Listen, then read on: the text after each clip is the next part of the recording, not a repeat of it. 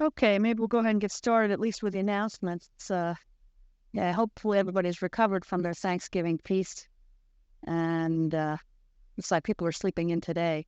What I'm showing up here is the sort of the schedule to orient us. This is lecture 22.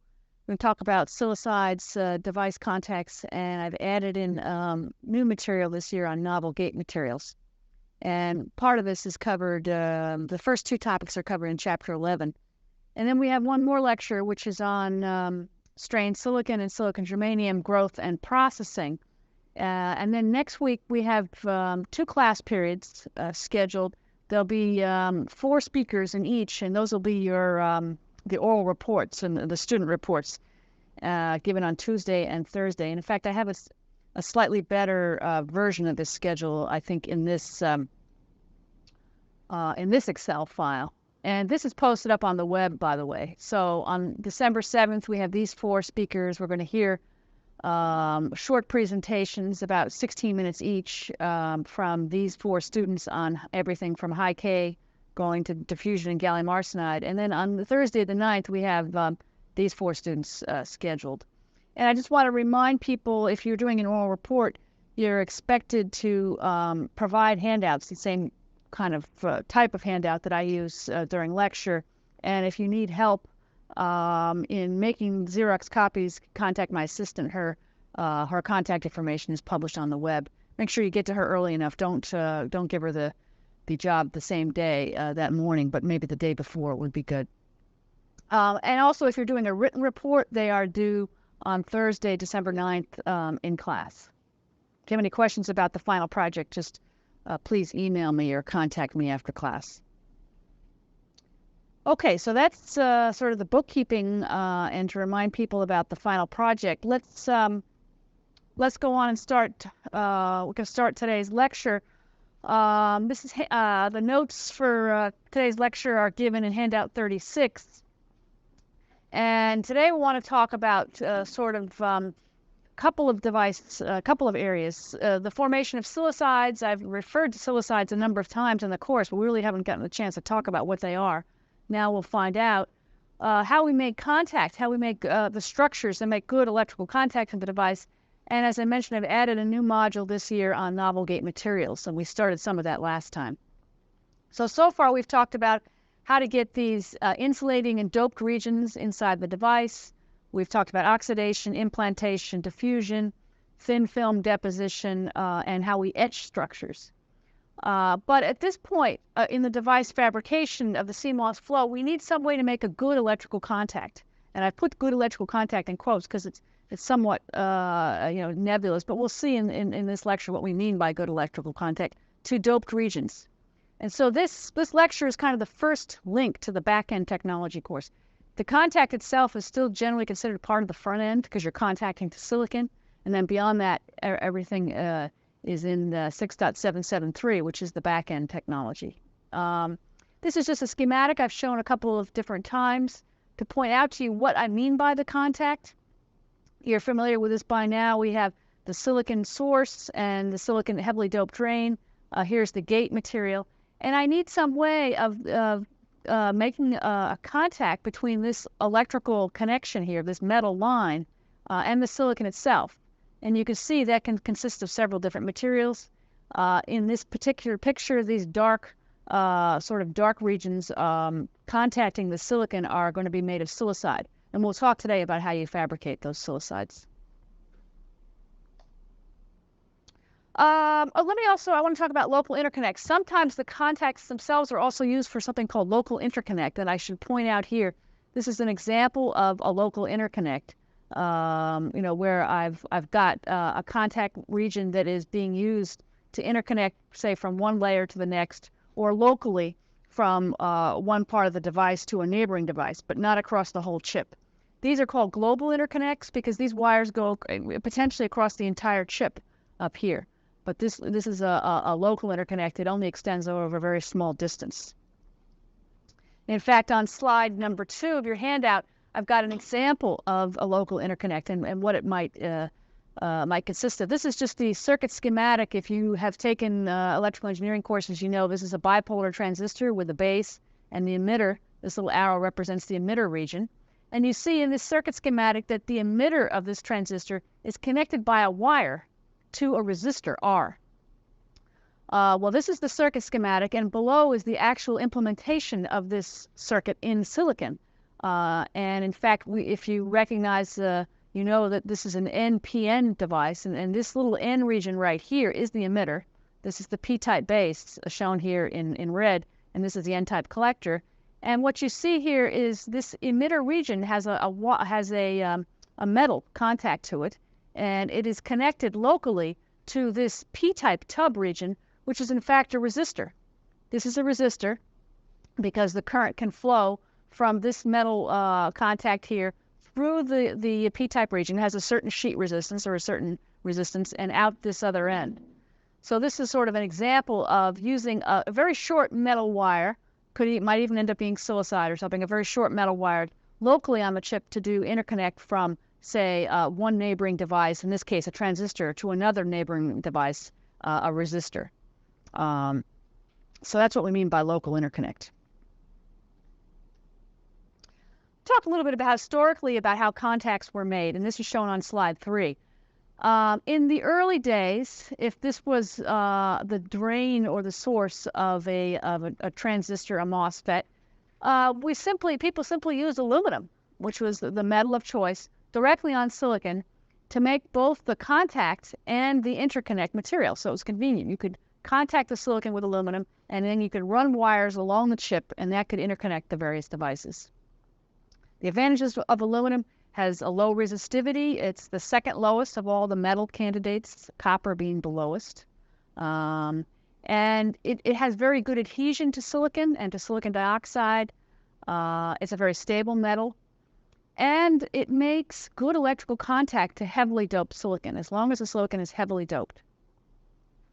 Why does it do that? Well, aluminum tends to reduce any native oxide present on silicon. You know, if you take a silicon wafer and you do an HF dip, you'll get rid of any native oxide. But if you let it sit for any period, a few minutes, an hour or so, you grow a thin, natural native oxide, SiO2, at room temperature on silicon. It may only be about 10 angstroms thick, but it's still there.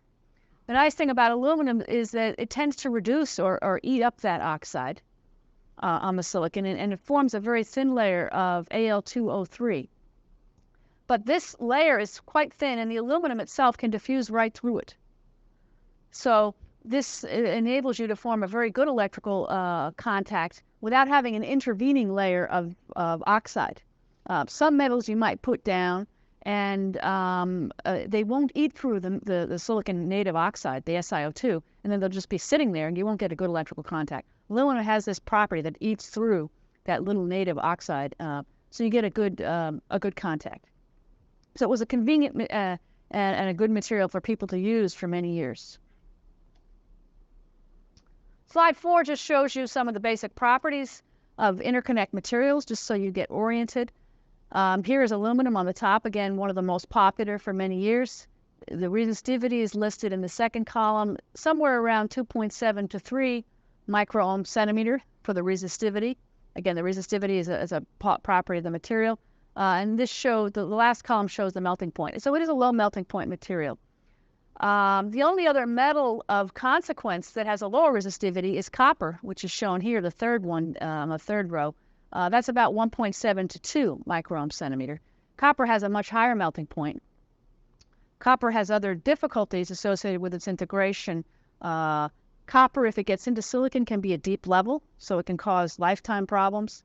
Copper oxidizes very readily, even at room temperature, so you need to protect it. You're all aware of that. And copper is more difficult to deposit than aluminum. So, but copper is the material of choice for today's interconnect. I think I brought a wafer from Intel about halfway through the course, a 12-inch wafer, and showed it to you. And you notice it was all pretty copper colored. It's because the modern interconnect material is copper. A few places are still using aluminum. Aluminum was historically what's used. Copper was introduced, well, in research in the mid-'80s and in production about 10 years past that. On slide 4, I'm showing some basic physics that you may or may not be familiar with, but you need to understand the basics of it in order to understand what we mean by a good electrical contact. Their contacts to a semiconductor can be sort of divided into roughly two classes. There's an ohmic contact and a Schottky contact. A Schottky contact is shown here, and if you just look at the current, this little schematic shows the current that flows in the device, so through the device, as a function of the voltage that you apply. Schottky contact is a rectifier. It is when you apply a large voltage in one direction, the reverse direction, not much current flows. So that's not a very useful way to make a contact to a device. If you apply a small voltage the other direction, you get a little current, and then you apply above a certain threshold voltage, and you get a lot of current. It's basically a diode. And the current transport is by the sort of thermionic or thermal emission over this barrier. So this is not considered desirable for making a good contact. An ohmic contact on the other side, or a tunneling contact, occurs when you can actually tunnel right through this barrier. The barrier is so thin that you can actually tunnel right through it. The depletion region is very, very thin. And if you do make high doping right near the metal, you can reduce this depletion layer width, and it enables this tunneling. And so if you look at the current voltage characteristics, so current plotted on the y-axis, voltage on the x-axis, you see it's very symmetrical, and you get a very, very high current for a very small voltage in either direction. So this is considered desirable. This is what we want. We want an ohmic contact. And it tends to happen, particularly with aluminum and most metals, if you make the surface doping very high. A concept that we want to talk about is shown here on slide 6. It's called the specific contact resistivity, and we usually use the Greek letter rho sub c. The definition of it is given here. It's defined as being equivalent to the derivative of the voltage current density characteristics at a metal semiconductor contact. So it's partial V, the voltage, by partial J, basically. And so we usually assume a structure where the current density is uniform across some contact area. Then you can calculate the contact resistance R in ohms. So R would have the units of ohms. From the specific contact resistivity by the following equation. The resistance of a given contact in ohms is just the voltage divided by the current flowing through that contact. And you can calculate it by rho sub c, which typically has units of ohm centimeter squared or ohm micron squared. So it's got units of resistance times an area, and divided by the area of the contact. So if someone tells you, oh, I've made a contact that has a certain specific contact resistivity, 10 to the minus 7 ohm centimeter squared, then you can design your contact area as you need to get the right contact resistance in ohms. And basically what this tells you is, and you notice it's the total resistance of a contact in ohms is inversely proportional to the area. So if I make a smaller contact area for a given specific contact resistivity, you're going to have a higher resistance. And this is a problem if I'm scaling devices, right? I'm packing more and more devices on the chip. That means I want to make the total area occupied by every device smaller. That means I need to make the contact areas smaller. But if I leave the contact resistivity the same, I don't do anything different about how I make the contact, then as I'm scaling these devices, of course, the area of the contact is going down to get more of these devices on the chip. That means the resistance is going up as devices are scaled. And we'll see some specific numbers on this. This is a problem as we scale. Unless we scale rho sub c, unless we do something to make better contacts as we scale devices, just because of this geometric factor, as I make the area the current goes through smaller, the resistance of that contact goes up. So the second type of contact, again, this is one that's not generally considered desirable, but we need to understand a little bit of the physics of it, is a Schottky contact. And that's the energy band diagram for that is shown here, where the metal is on the left and the semiconductor is on the right. And a Schottky contact is governed by thermionic emission. So it's a thermionic process emitting carriers over this barrier. And we know from the Richardson equation we can write thermionic emission current density J as being proportional to the temperature squared, some constant A star. But most importantly, it goes exponentially like the barrier height. So it's e to the minus q phi b over kt, where the barrier height is just the sort of the band bending. It's this barrier between the Fermi level in the semiconductor and the Fermi level in the metal. So that's going to tend to be a property of the doping in the semiconductor and what kind of metal you put on it. So if we take this equation for this current equation, which we know the current voltage characteristic is exponential in the applied voltage, and we just use the definition of rho sub c, you can calculate, as shown on the bottom here of slide 7, what the specific contact resistivity should look like for a Schottky barrier. And you see it goes exponentially like the barrier height. So we change that barrier height, we can change rho sub c. So what we do in practice is we look at that equation and we try to get into a different regime. Instead of being in the regime where we're dominated by tunneling over this barrier, by thermionic emission rather, over the barrier, if we make the barrier distance really narrow, really small, you know from your quantum mechanics classes, that you can actually get quantum mechanical tunneling through the barrier. So here on slide 8, what I've shown is a tunneling contact. It's a Schottky contact in the limit of very, very high doping. So we still have this barrier phi b, but the distance, the depletion layer thickness in the semiconductor is very, very small. And that happens when you make the doping high.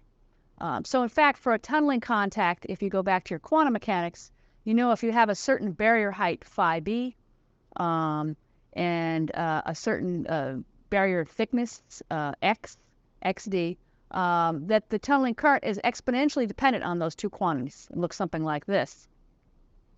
So how do I make the depletion layer thickness small in the semiconductor when I put a metal contact to it? Well, again, if you're going back to some of your basic electrostatics, xd is inversely proportional to the doping, or the square root of the doping. So all I need to do to make xd small is to pump up this doping very high, the doping in the semiconductor. So when the doping is high enough, xd will become small. And then when xd gets less than about, say, 2 nanometers or so, in this equation, you get a very large tunneling current, basically. So what people do in practice is you dope very heavily, above mid 10 to the 19th, you get quantum mechanical tunneling, and that's really what's dominating. So if you put these numbers in here and you look at the definition of the specific contact resistivity, you get an equation like what's shown at the bottom of page 8 here. And you can see, again, it depends exponentially on the barrier height and inversely exponentially on the doping. So for low contact resistivity, to get this number down, I need a small barrier. So you would choose a particular metal that gives you a relatively small barrier height, phi b. And you need, most importantly, very high doping. So you need to pump up the doping as high as possible. And then you will get an IV characteristic that is essentially ohmic. So here, I'm just doing a simple calculation on slide 9. Here's an example. If we use the expression for the specific contact resistivity at very high doping levels, where we have tunneling dominate. So we can write that expression that I just showed on the prior page, saying that rho c is rho c0, some pre-exponential, times the exponential dependence on phi b and nd. And where this exponential multiplier c1 is given by this number, 7 times 10 to the 10th. So now let's say I assume I have a metal semiconductor contact where the barrier height is 0.6 electron volts. And rho C0, this number, is about 10 to the minus 7 ohm. That's a little hard to read, but that's ohm centimeter squared for an aluminum silicon contact.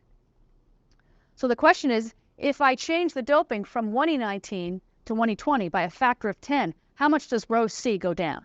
Just to give us an example of how much you benefit yourself. And again, this is an exponential relationship, so you expect a big change. So in this case, the first case, I have a doping of 10 to the 19th. You plug in all these numbers, you put in the square root of 10 to the 19th down here, and you get a rho C of about 6 times 10 to the minus 2 ohm centimeter squared. That's a pretty big number, as it turns out, if you plug in a standard size of a contact on a silicon chip. That's a 10 to the 19th. At 10 to the 20, you do the same sort of thing, and you do the math, and now you get about 6 times 10 to the minus 6 ohm centimeter squared. So that's a factor of 9,000 lower. So it changed by almost 4 orders of magnitude, the contact resistivity, just by upping the doping by a factor of 10. So you got 4 orders of magnitude. So that's dramatic difference. So this tells you need to have, if you're going to get reasonable contacts in silicon technology, unless you want huge devices with, where the whole chip is dominated by contacts, which is ridiculous. You won't be able to get enough devices on your chip. You're going to have to get the doping in the source drain regions high, at least 10 to the 20 or higher. This number itself is still considered a little bit on the too high of the side for a contact resistance. But it's just interesting to look at these numbers, and in fact, I've taken on the next slide figure 11-7 from your text, and you can see that these numbers are in pretty good agreement with what people have measured. Here on slide 10, I took this from your text that shows the contact resistivity in ohm centimeter squared as a function of doping here, and you can see the doping up on this scale here. For a couple different, 2 different metal systems. One is the aluminum contact to N-type silicon, and the other is platinum silicide to N-type silicon. And the data is the bullets that people have measured, like these open squares, are for aluminum contacting N-type silicon, and the theoretical curve is shown here with the solid line. And there you can see there's reasonable agreement. Notice here, this is a log-log scale, so we're getting an exponential dependence in the heavily doped regime. So again, as doping is increasing to the left on this x-axis, so here's a doping of 10 to the 19th, here's a doping of 10 to the 20, and we see a number of orders of magnitude, basically 4 orders of magnitude drop as they go from 10 to the 19th, 10 to the 20. So you say, okay, that's not a big deal. I just keep increasing the doping in my source drain regions over time. The problem is we know that there are electrical solubility limits. We cannot just arbitrarily keep increasing doping. We're trying to find ways to do it, but if you do an implant and you do a certain anneal, you get doping up to a certain value, maybe depending on the dopant, maybe in the low 20s, maybe 2 to 4 times 10 to the 20. Beyond that, it's very hard to go much further. So the problem is that rho C is not really scaling because of the dopant electrical solubility limit. So the contact resistivity doesn't scale as we shrink technology. And this is a major problem. People are looking for new methods, new materials, whatever, some way of getting the doping up or a new method of making contact. That's kind of a fundamental issue. In fact, here on slide 11, I'm showing you, I show that this is really one of the concerns. This is a table that I took, table 71A, from the 2003 International Technology Roadmap for Semiconductors. I've shown this before, but we hadn't gotten to this contact stage. And just to remind you, in the upper right corner, this is what the MOSFET looks like. And these black regions are going to be silicides, either cobalt disilicide or nickel silicide. We'll talk more about that. But the point is they're a contact between a metal and a heavily doped semiconductor, which is silicon. And if you look at some of the requirements here on the ITRS roadmap, here we are in, let's say a year ago, 2003, look at the maximum contact resistivity. So this is the rho C. This right here is represented what we call rho C. In 2003, they wanted to have about 2 times 10 to the minus 7th ohm centimeter squared. And you notice it's sort of a light orange color, which means according to our key, that there is an interim solution on how to get to this is known. But if you go to 2004, you want to lower it, according to the ITRS, to about 1.6 times 10 to minus 7. That's all in yellow, which means there are manufacturable solutions are known. They haven't yet been integrated. And when we get to 2008 in the red, to get down to about 0.8 times 10 to minus 7 ohm centimeter squared, there aren't any known solutions that are manufacturable. So we're coming up against the red brick wall here because the device scaling, the need to make the contact size smaller means that we need to drop rho C at this rate, and it's just nobody knows yet how to make a contact that has 0.8 times 10 to the minus 7 ohm centimeter squared for the specific resistivity. So it's the contacts that are really hurting us. Look at the sheet resistance. You might concerned about, well, how about the resistance of the metal itself? The resistance of the metal, of the electrons flowing through the metal is not a real big problem. You look at the contact silicide sheet resistance in ohms per square, needs to be in this range of 6 to 10 ohms per square. That's not a problem. None of that, that's all in white, which means people know how to do that. The real problem is making these really good low resistivity contacts to the silicon. I just want to show an example of how, so you get a feel for how the numbers work, of how one does a contact resistance calculation. This is for a MOSFET. This is shown on slide 12 of your handouts. Again, this is a cross-section view of a MOSFET. So on the left, you can imagine this region as being the heavily doped source. In the middle, shown in orange, is the gate, and this is the heavily doped drain. And these black regions are metal. Could be silicide, but there's a metal region. And I'm showing the dimension of the contact. So the region over which the metal is in contact with the silicon, in this dimension, is 0.2 microns wide. Okay. Now into the page, or into the board, we're assuming that it's 1 micron. And in fact, this is a cross-section view of the device. If you were to look down on the device, a top view, this is what you would see. This would be your source contact region. Here's your gate in the orange, and here's the drain. And again, the region over which we have to make the metal contact is assumed to be 0.2 microns in this direction in width, and 1 micron in this direction. So the area of this contact, clearly, if the current is going to flow through it, the area is going to be 0.2 times 1 square microns, or 0.2 microns squared. So that's the area. Assuming we go back to ITRS, assuming we are here roughly in 2002, and the contact resistivity is about 2 times 10 to minus 7 ohm centimeter squared.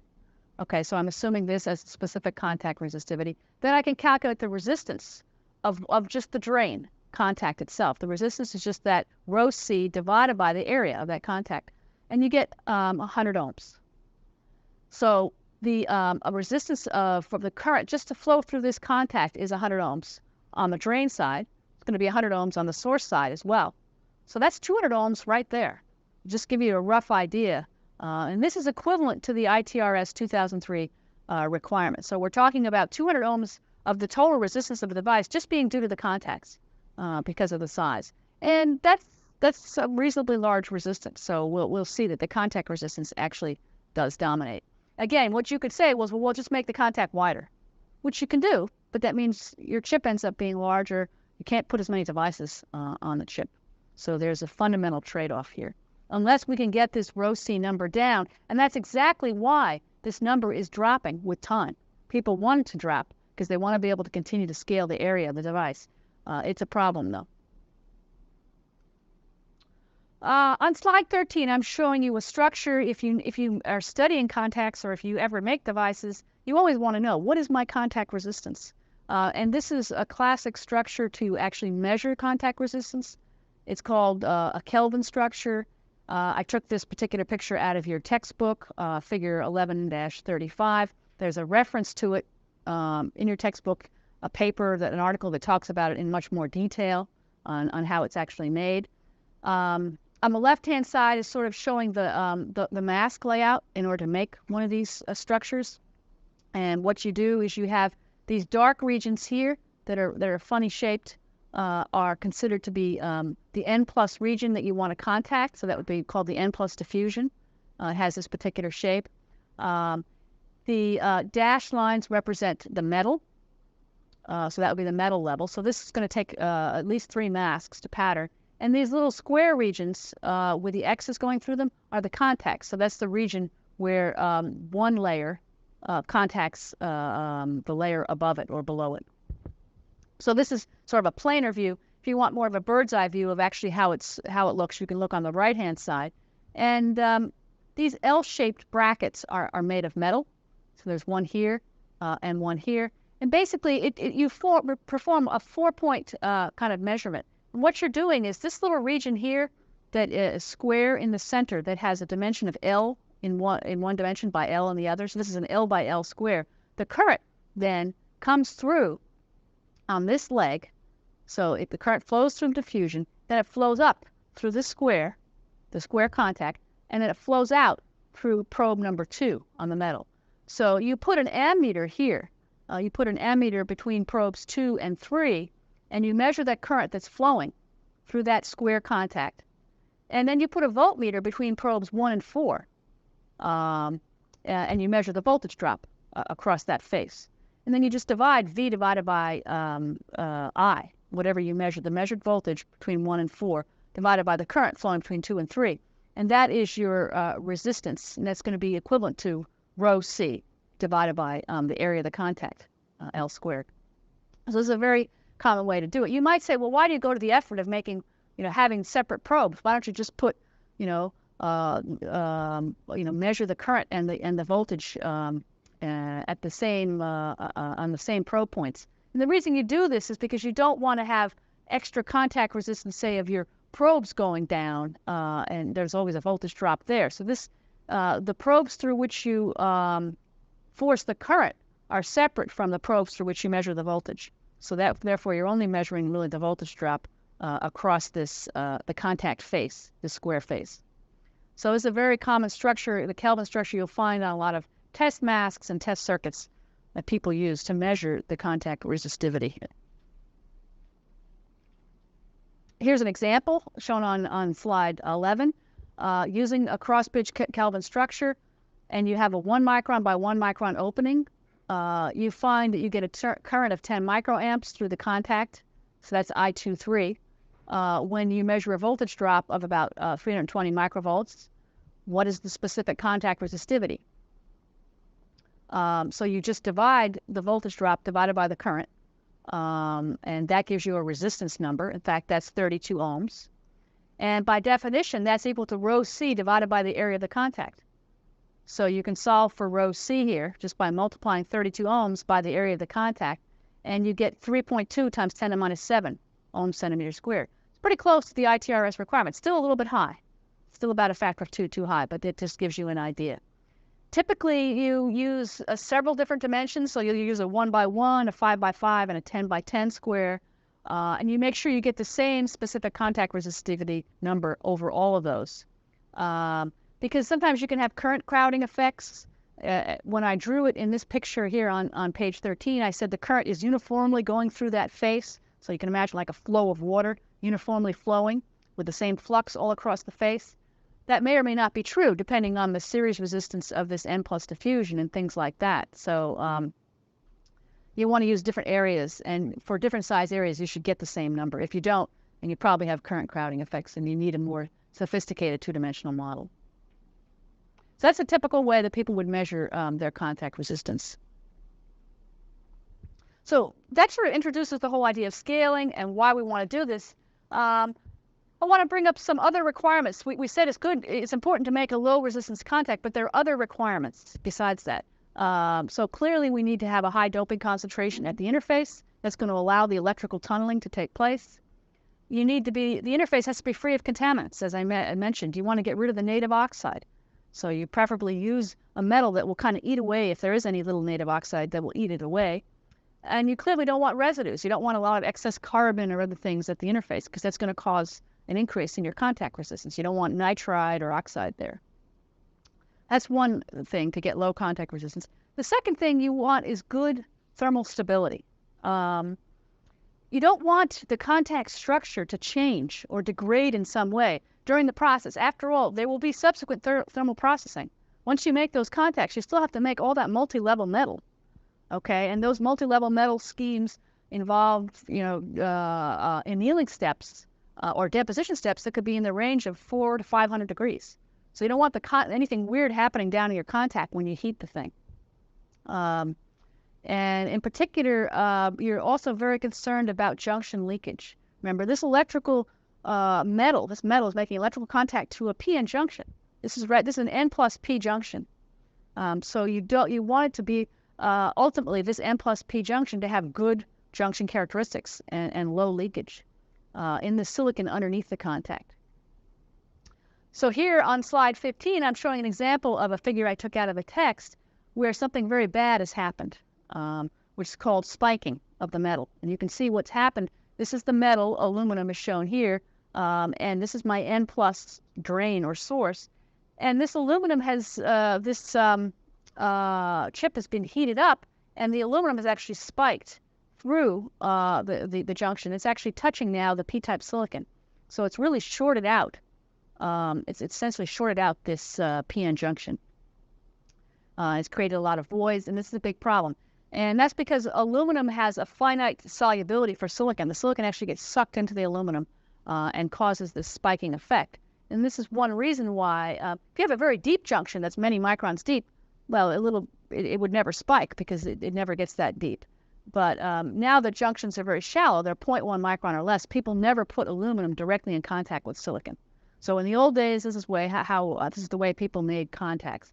Today, if you do this with any kind of reasonably shallow junction, you're going to, when you go to heat the thing up to do the final forming gas anneal, you're going to spike the junction and you're going to destroy the device. Here's an example on slide 16 of what happens in some extreme cases of junction spiking. What we're actually looking at, what I showed you here in the prior slide, this is a cross-section view. You can see the way the aluminum has spiked into the silicon. In fact, if you look sort of in plan view at a tilt angle of about 45 degrees, this is a contact region, and around it is oxide. These are 5 by 5 micron holes, so they're fairly large. These were annealed by rapid thermal processing, and then the aluminum layer was removed just to see what happened. And in fact, this was annealed for 10 minutes at 425. So this was aluminum directly in contact with silicon at 10 minutes at 425. You can see it's created all these voids because there's a solubility of silicon in aluminum. Silicon from the substrate has actually gone up into the aluminum, and it leaves behind voids, which end up being filled by the overlying aluminum. And when you etch the aluminum off, you can see all these holes. And if you do RTP at a lower temperature here, 350 for 10 seconds, you don't see nearly as many spikes, nearly as many holes. But 350 for 10 seconds is really too low for any kind of back-end processing. So this is why you never put aluminum directly in contact with silicon, unless you're making a really deep junction, like a micron deep junction. You have some kind of device. But in MOSFETs today, the typical source drain junctions are 0.1 microns. So this is sort of a classic case of junction spiking.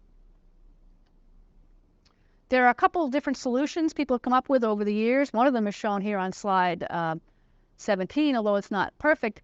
People had the idea of, well, don't use pure aluminum. Use an alloy of aluminum but with 1 to 2% silicon. And since we said that the silicon is soluble in the aluminum, if you put silicon in the metal itself, so when you sputter, you don't sputter pure aluminum, you sputter an alloy of aluminum and silicon, then you think, well, okay, it won't suck up any silicon from the substrate because it's already in equilibrium. It's already, it's already got all the silicon it needs, the aluminum eutectic. So it's not a problem. But it's still a bit of an issue is that the silicon itself can actually precipitate out of the aluminum. This is an example that's been it's been heated and then they remove the aluminum film, and you get these little silicon precipitates, which can increase the specific contact resistance, especially in N-type silicon. So it's making an aluminum 1% silicon contact to silicon, which was, again, after pure aluminum, people did the aluminum 1% silicon solution. Was a solution maybe in the 1980s or so, but again, it's still not something that people typically do because you're going to get a higher contact resistance, and you can still get spiking. It's not a perfect solution. But that was one solution that people did use at one point. The way people go today is to form what they call a barrier layer. And a barrier layer does exactly what the name says. It forms a barrier between this aluminum and the silicon. The barrier has a very low specific contact resistivity, so it still makes a good contact, but it doesn't allow the aluminum or the silicon to talk to each other. So you cannot get this void formation, and you can't get the spiking. So typical barrier layers might be a thin layer of titanium. Say 1,000 angstroms of titanium is often used, or you sputter titungsten or maybe tisilicide.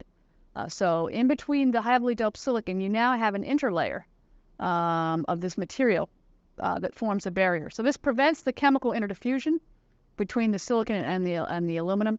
Generally has low stress.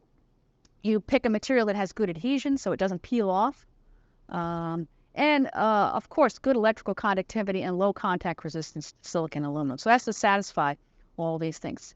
And these are reasonable. These materials, titanium and titungsten, have reasonable contact resistivity. They're still not low enough to meet a lot of the ITRS requirements in the future, but today they're good enough. This is just, I took on slide 19, I took from a different textbook. This is a figure from Mayer and Lau. I had mentioned Mayer and Lau's textbook at the very beginning of this course, so you have a reference to it. And this is just an example of, in his book, how he's saying titanium may work as a sacrificial barrier. It may or may not exactly work this way, but it's one potential methodology. You can imagine having a thin layer of titanium with aluminum on top.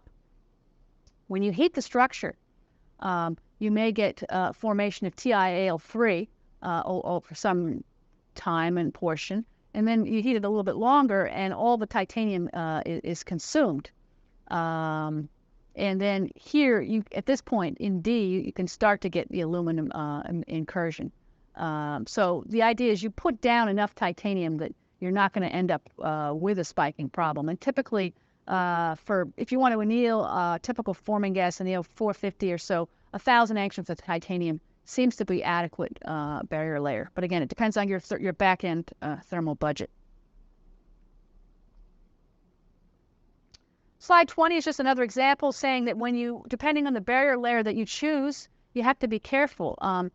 A lot of these materials for barrier layers, titungsten or tinitride, are very often, they're polycrystalline, basically. And what can happen if you're not careful is the aluminum can actually diffuse through the long grain boundaries and can still make its way to the silicon and end up causing problems.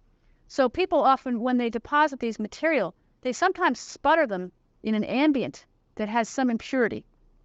Could be nitrogen is one of the most common. Sometimes people actually sputter titungsten and then they expose it to air for a period, a few minutes or half an hour. Then they put the aluminum on top. The idea is that these either nitrogen or oxygen impurities are going to end up being very high concentration in these grain boundaries. This is called like a stuffed barrier. By stuffing the grain boundaries, it helps prevent the aluminum from diffusing down in and getting to the silicon. So again, we're going to do a heat treatment. You're going to put aluminum on top here. You need to try to prevent the incursion of the aluminum. So how you do the sputtering of the barrier layer is actually very important. What ambient you use will determine whether it's a good barrier layer or a poor barrier layer and how long it's going to stand up. So a lot of it's quasi-empirical, just testing of what works. On this page 21, I'm showing a classic process that was developed a number of years ago called the Silicide process, and this is something you need to be familiar with. Silicide stands for, the Sal comes from self-aligned silicide process. And you'll see when we go through it what we mean by self-aligned. So we start here with our naked device ready to be contacted. We don't have any contacts. We just have N+ source and drain, and you have a heavily doped polysilicon layer, okay? We then form our oxide spacers. So you know how to form sidewall spacers now. You deposit a conformal layer of SiO2, say low temperature oxide, and then you etch it back anisotropically. So you end up with these little stringers on the edges, which we call sidewalls. Okay, those are critical. So they're going to form sort of a blocking region, which will be critical in the Silicide process. You then deposit metal M over everything, so you can do some kind of PVD deposition. And here's your titanium layer that goes everywhere, obviously across the whole wafer. And then you do a magic anneal at the right temperature. And this anneal is such that wherever the metal, the titanium, is contacting the silicon, you form a metal silicide, say TiSi2. So it only forms where it's in contact with silicon, which is right here, this dark region, and on top of the gate. So on the source, gate, and drains, where it's in contact with silicon, remember the polysilicon gate will also react. You have titanium disilicide. Everywhere else, you have still remaining some unreacted metal. Okay, so it's still sitting there. And now the key to the process is that you dip it in some solution. Sometimes it's HF, sometimes it's sulfuric, that removes unreacted metal, but that does not etch the silicide itself. So we've created a material, a titanium disilicide or a metal disilicide, that because of the virtue of its chemical structure, it now stands up to the etch, which will remove the unreacted metal. So the reason it's called self-align, you notice I did not have to do any photolithography to pattern this metal. The metal was deposited over the entire chip. It was reacted with the silicon, and then it was just etched off in a blanket etch. So there's no photoresist step here to pattern this metal. That's why it's self-aligned, because wherever there's exposed silicon, you will end up with a metal contact aligned to that exposed silicon without having to do another lithography step. So this was a really great invention. You save yourself an alignment tolerance, so it's very good alignment. You form a low resistance contact to the source drain and to the gate simultaneously. So this is the kind of Silicides process was a big breakthrough in CMOS technology, say in around the 80s or so. Slide 22, I just took from a different text. It has a slightly different type of drawing. Maybe it's easier to understand. They have a little different notation. It's the exact same process. It's the basic Silicide process. You have an N+ source and drain. You form your spacers. You react the metal. It does not react, hopefully. It does not creep up the sidewall, which is a problem. You then selectively remove the unreacted metal, put your dielectric down everywhere else, and put in your metal contacts. So that's a basic metal contact scheme that people use today. What do people use? Which materials are commonly used? Well, some of them are shown here on slide 23. The first one that was used historically was Tisilicide. Tisilicide was very good because it has a low resistivity phase, and we're talking about maybe a 15 microohm centimeter for a particular phase that's formed on a particular type of annealing.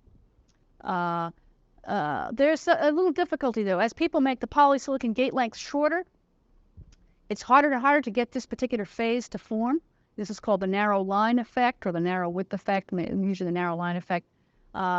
Tisilicide also has a tendency to agglomerate when it's very thin at higher annealing temperatures, so it's not that thermally stable. So for a number of reasons, particularly the narrow line effect, industry moved a number of years ago primarily from Tisilicide, although some people may still use it, to cobalt disilicide.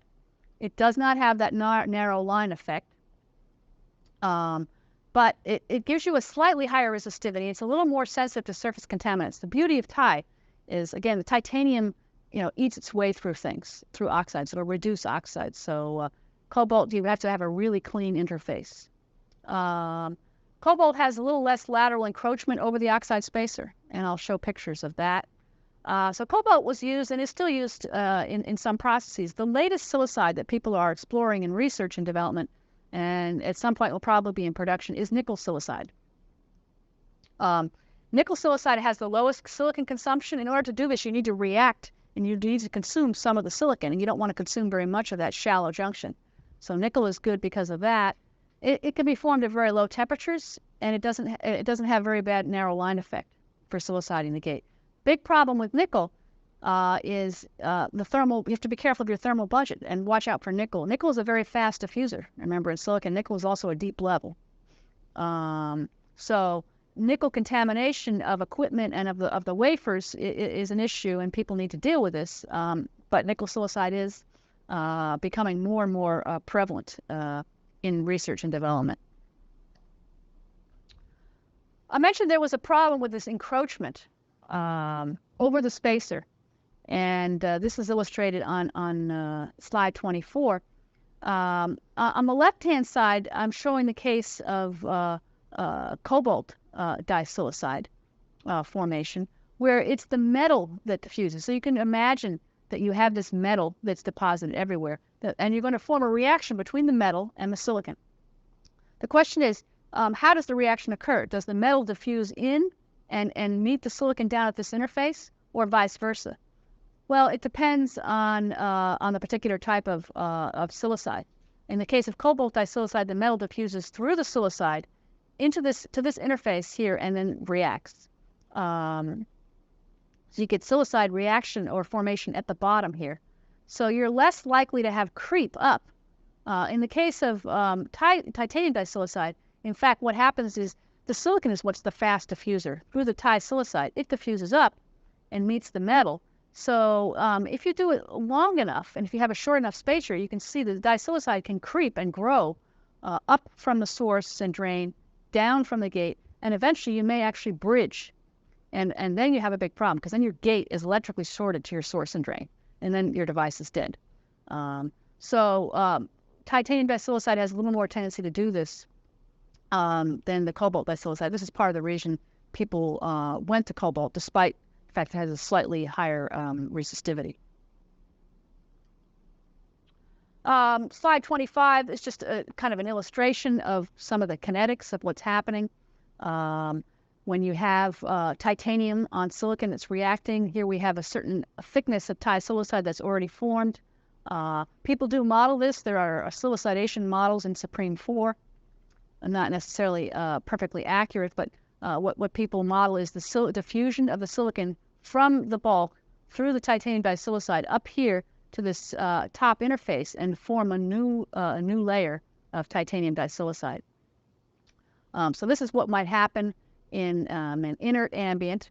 Now, if you do the anneal in a nitriding ambient, so in an ambient that has nitrogen, at the same time you're forming disilicide at this interface, you can be reacting. The titanium is fairly reactive. You can be reacting and form tinitride up here at the top interface.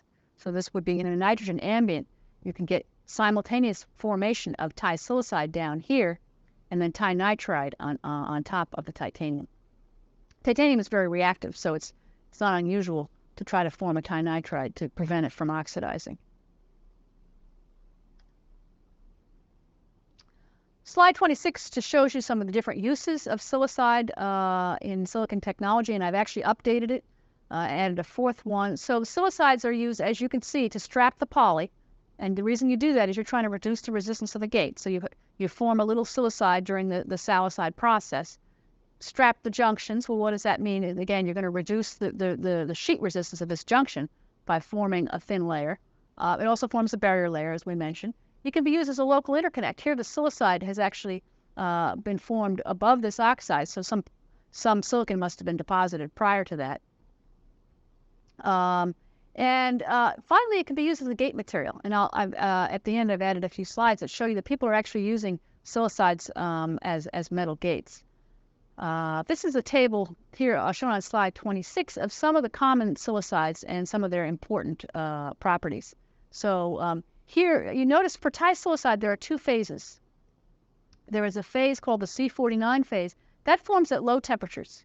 So if you were to anneal the titanium and react it with silicon, say between 500 to 700, say around 600, you get a resistivity of about 60 to 70 microohm centimeter. That's too high for the film resistivity for most applications. So people typically do a low temperature anneal to form the C49 phase. They then etch off all the unreacted titanium. They put it back in the RTA, and they pop it up to 800 or 900 to do a high temperature anneal to form the C54 phase. So they get which has a much lower sheet resistance. Nice thing about disilicide, it's reasonably stable, maybe up to about 800, 900 degrees, something like that. It does consume a fair amount of silicon. So it consumes 2.2 or 2.3 or so nanometers of silicon per every nanometer of metal that's consumed. But depending on how thick of a silicide you're trying to form, you may eat into your junction. If you have a very shallow junction, you have to watch out. You don't want to eat in too far.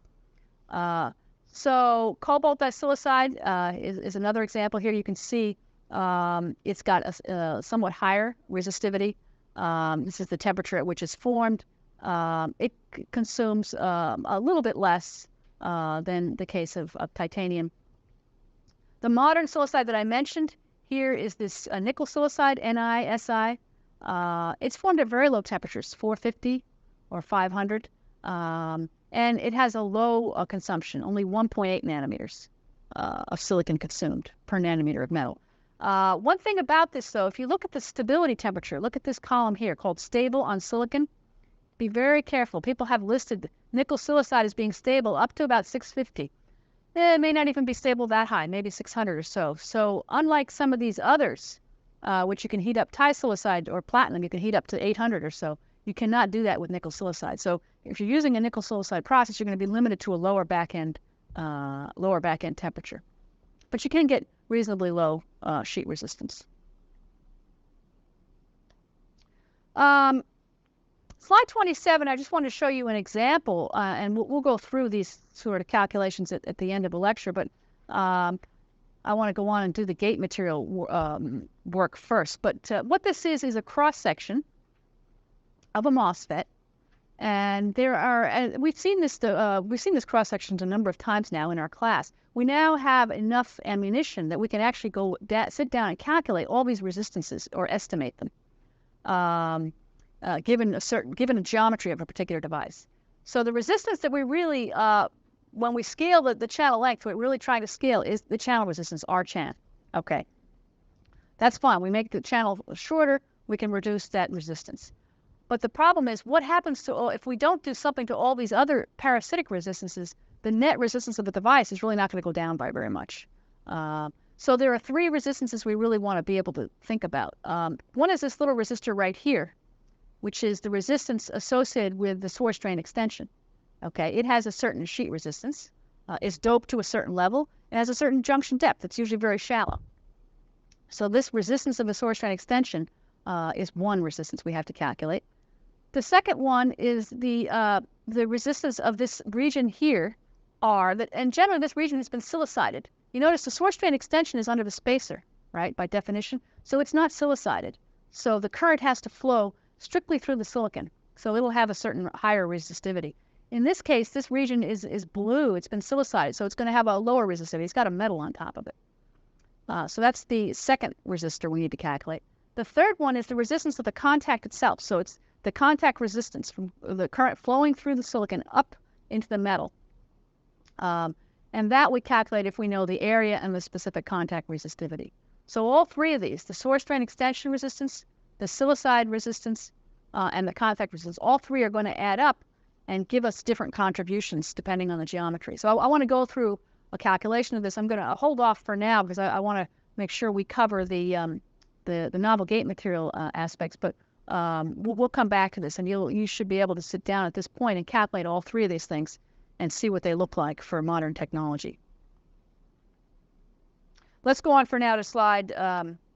There's one more. Oh, by the way, I sort of didn't tell you the whole truth. I said there are three resistors, this one, and this one. It's not quite that simple. These back-of-the-envelope calculations are terrific because you can do them in 5 minutes in class or in 10 minutes in your office or whatever. There is another resistance called the spreading resistance, and that's actually pictured. It cannot be calculated by hand, but it's actually pictured on page 28 here, just to give you an idea. This first was discussed by Ming and Lynch back in the late 80s. But what it is you have this channel region that's very, very thin. Typically, the channel where the electrons or the holes are traversing across, and they're going across the gate length, that's maybe only 30 angstroms thick. So that's where the current is all flowing in the channel, because it's very, very high density of carriers.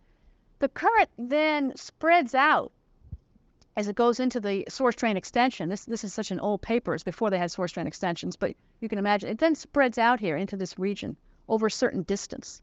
And how far it spreads out and exactly how it spreads out depends on the doping and the geometry of the structure.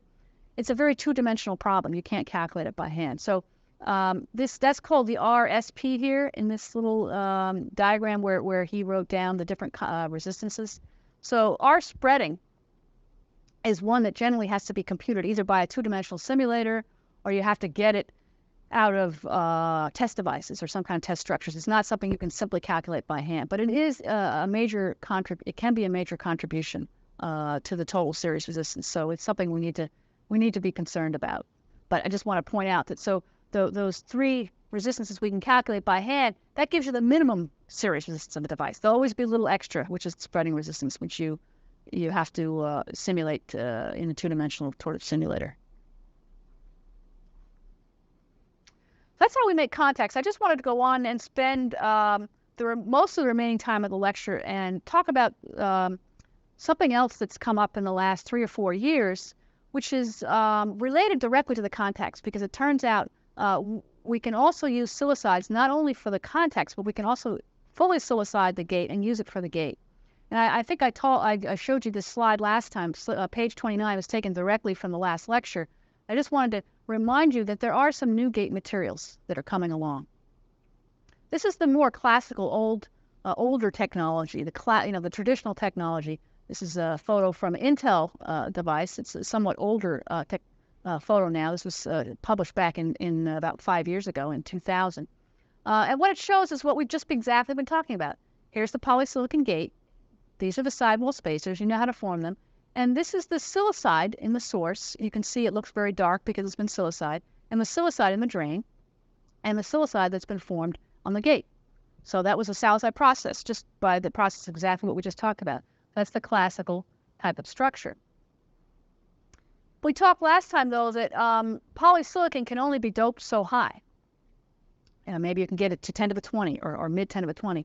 But that's not enough carriers to prevent depletion of the polysilicon at very high gate biases. And you get a polysilicon depletion effect. So people are concerned. They want to get rid of poly as the gate material. It doesn't have enough carriers. Polysilicon may only have maybe 5 times 10 to the 20 electrons per cubic centimeter. They would like to replace the poly with a gate, with a metal gate. A metal has 10 to the 23rd, so it's 3 orders of magnitude higher carriers. So it's not going to get depleted. So they want to remove the semiconductor from the gate. But poly is an extremely easy material to integrate. People know how to etch it. It's not reactive with SiO2. That's not the case for metals. So here's an example. Last time, in fact, I went through a process called the replacement gate process, where we showed they actually used poly. They dug it out at the very end of the process. They etched out the poly, and they replaced it with a high K material, like hafnium dioxide, and a high nitride gate. So this was an example of something published about 6 months ago. So people are thinking of replacing poly, but it's got a lot of complex process integration. An easier process integration that people are considering is rather than digging the poly out, and whenever you etch out the poly, you always expose the very sensitive oxide to silicon interface. So that's typically, from an integration point of view, digging out the poly is not that desirable. They said, well, why don't we just take the polysilicon and fully react it with a metal and convert it from polysilicon into a silicide? Put enough metal there. Instead of, in this case, they only put a very thin amount of metal, so it only reacts to form maybe several hundred angstroms of silicide. People are saying, all right, well, put enough metal on top of that, make it really thick, a metal, and so that it reacted at a high enough temperature for a long enough time that the metal reaction takes place throughout the entire poly, and you get a silicide all the way down to the gate interface. And here's an example of nickel silicide, fully silicided gate that was published about 6 months ago by annealing at 450 degrees and using a thick enough layer of nickel. So not only are silicides being used in the source and drain, but they're also being used fully in the gate. Now this is different from the silicide process. One reason would be is the gate's usually reasonably tall.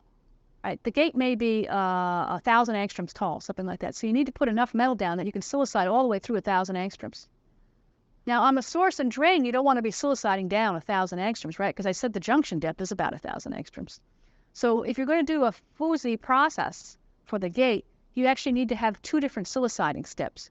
You need to have a step when you would silicide with a very thin amount of metal, you would silicide the source and drain. You need to cover them and protect them then. And then open up the gate and use a thick amount of metal to try to fully silicide the gate. So it's still tricky. It's not as simple as using the old-fashioned silicide process where the thickness that you silicided on the gate was the same as the thickness you went in the source and drain. It's different from that, but it's not quite as complicated as completely replacing the gate in the etch-out process. In fact, I've got here, showing here you on slide 30, some fairly recent results from the last couple of years of how people have made nickel silicided FUSI. FUSI is the acronym for fully silicided gate. How they've made this, in this particular article came out IEDM 2 years ago from AMD. And what they're showing here is a method to form this. And so they do the standard transistor fabrication or flow here. So this is their poly gate. And here they've actually formed a little bit of silicide in the source and drain. and a little bit on top of the gate. So they did the standard silicide process at this point.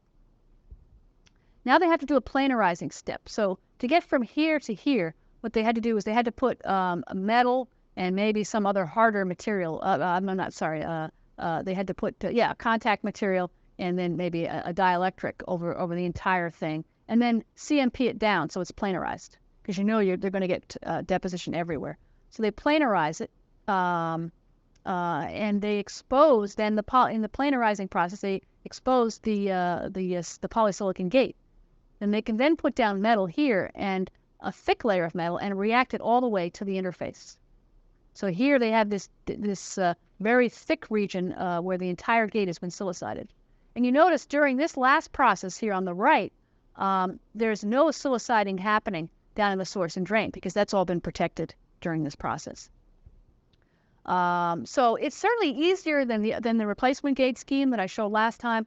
And it also avoids the PVD damage to the gate oxide. If I'm going to etch this gate out, and I have to deposit a metal by PVD, your PVD processes can be very energetic, right? You often use some kind of sputtering where you have ions, and you can cause damage to the gate oxide. This doesn't have that at all, because when you deposit the nickel's going on up here, and then it diffuses in a siliciding process to get down to the bottom. Here's an example of electron micrograph of one of those devices. This gate has been fully silicided, so this is all nickel silicide. This very thin white layer is the gate oxide, very thin, and this layer here is the silicon channel. This is an SOI device. So this is a silicon channel, and this is the buried insulator, the buried oxide. And these are sidewall spacer layers. This is just another image here on slide 31, another image of that gate. They've made a very short channel device, only something like between 35 and 40 nanometers. It's a very ultra thin body device, or reasonably thin body device. This is a SOI. It's only 25 nanometers thick, and they have oxide and nitride spacers on either side. The point they were trying to make with this was that the nickel did not diffuse into the silicon. Of course, it's a little hard to tell from this. The nice thing about it, if you zoom in at this point right here and you zoom in on the gate oxide, so this is the gate dielectric, which is shown here by this amorphous material. It's about 2.1 nanometers thick. That's their gate dielectric. This is the metal gate now. It's nickel silicide. It went down and it stopped at the gate, stopped reacting at the gate dielectric. And this is the silicon channel region. And it's reasonably smooth. People were concerned that the nickel might diffuse in and react with the oxide, but according to this particular temperature and time that they did, they get a reasonably smooth interface. Remember, you care about that because it's going to be the channel. The carriers are going to be flowing right in the silicon underneath this, so you don't want to get any nickel into that channel. This is on slide 32, that same paper. They also did some Auger analysis. Remember, we talked about Auger spectroscopy as being a means of measuring the composition by going through a device. So this is a vertical scan through the device. So what they're actually doing is going back here. They're taking doing the Auger experiment, and they're sputtering right through here and through the center of the gate. They're looking at what comes off, what elements, what they see. What Auger electrons as they sputter. So here we see atomic concentration in percent as a function of depth, essentially. So this is the surface over here. And you can see that the red line is the nickel, the blue is the silicon.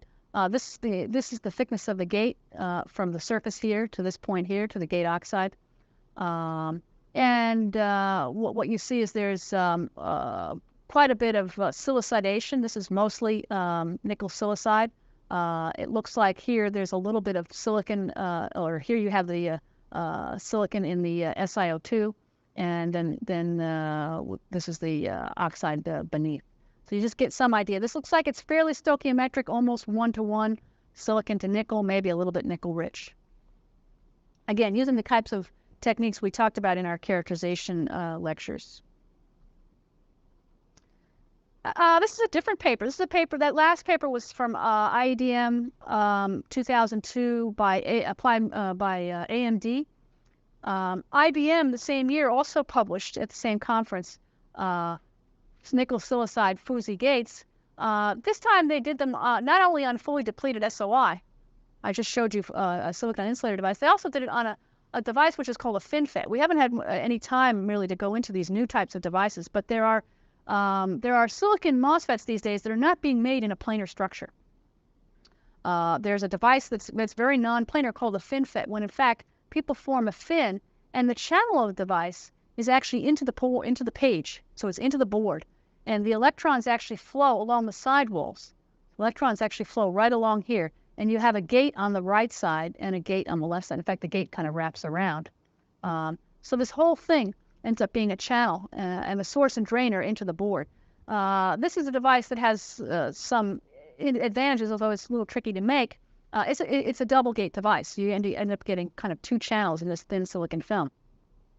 So they made a FinFET, and they demonstrated they could make a nickel silicide gate going all the way around that fin. In fact, this is the gate dielectric shown here, this amorphous looking region with nickel silicide on the outside. Again, using a fusee process where they put poly everywhere, put down the appropriate amount of nickel, and then reacted it, and the reaction stopped right when it hit the gate dielectric. An interesting thing that was also done in this paper, if you end up wanting to do research in this area, is shown here on slide 34.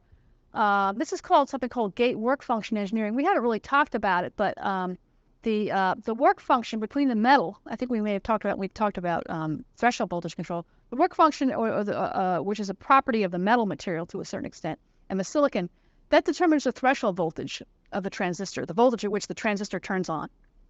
So that's a very important property. People have been using N+ poly and P+ poly on NFETs and PFETs for years because it has the right work function.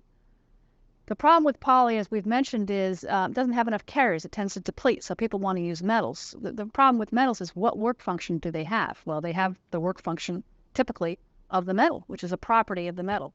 So, and there are only so many metals in the world. There are only so many silicides in the world. But what IBM has shown in this particular paper is that they can adjust slightly the effective work function of that gate stack. So the effective work function in between this metal gate and the silicon material, they said they can adjust it to a certain extent by how much they dope the polysilicon prior to the silicide reaction. And this is just a table that I took right out of that paper.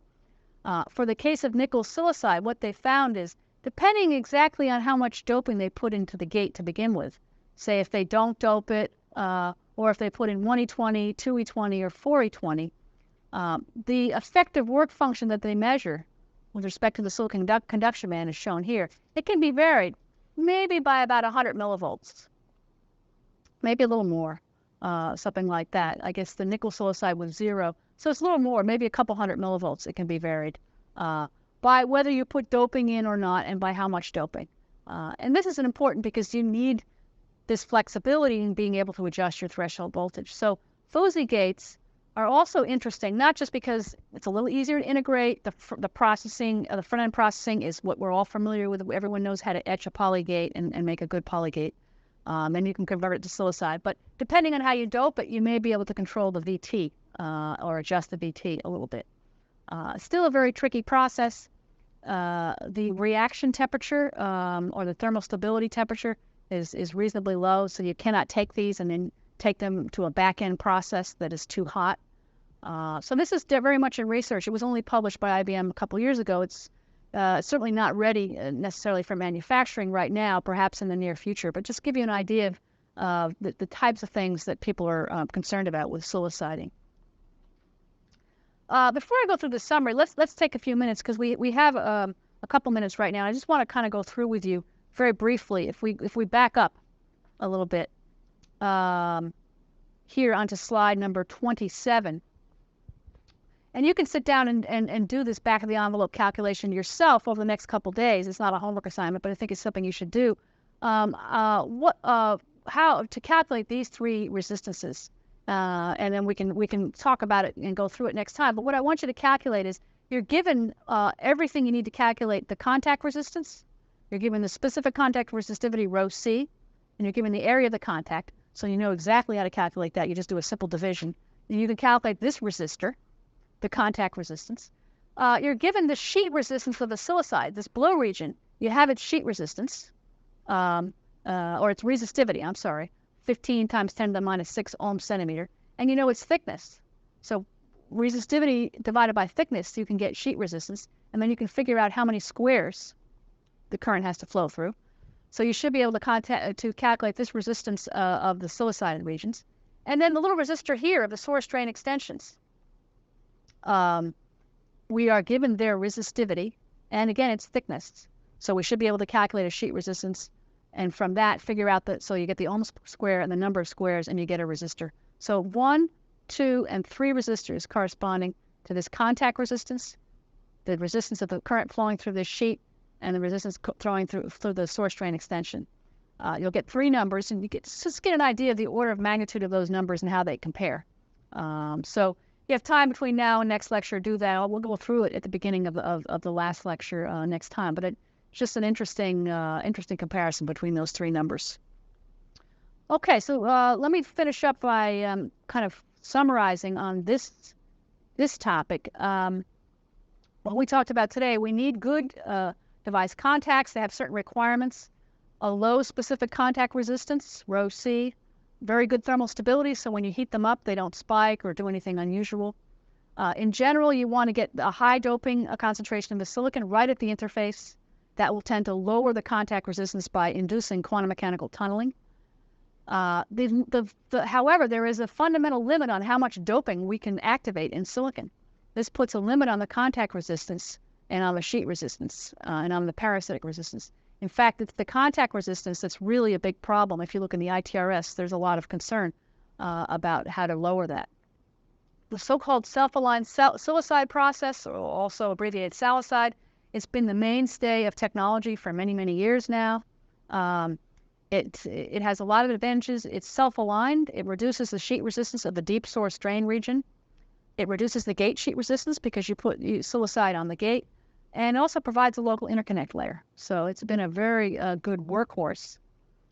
Silicides can also function as a barrier layer to prevent spiking, potentially. Silicides do consume silicon. That's one problem with them.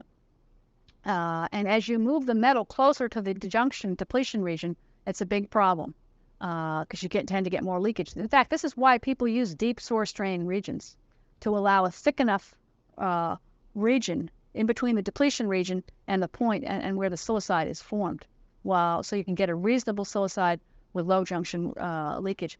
Because junctions are scaling to be thinner and thinner, especially in fully depleted SOI, people are moving towards nickel silicide because it consumes a lot less silicon per thickness of silicide than, say, ti-silicide or cobalt silicides. So for fully depleted SOI, nickel silicide has a lot of advantages.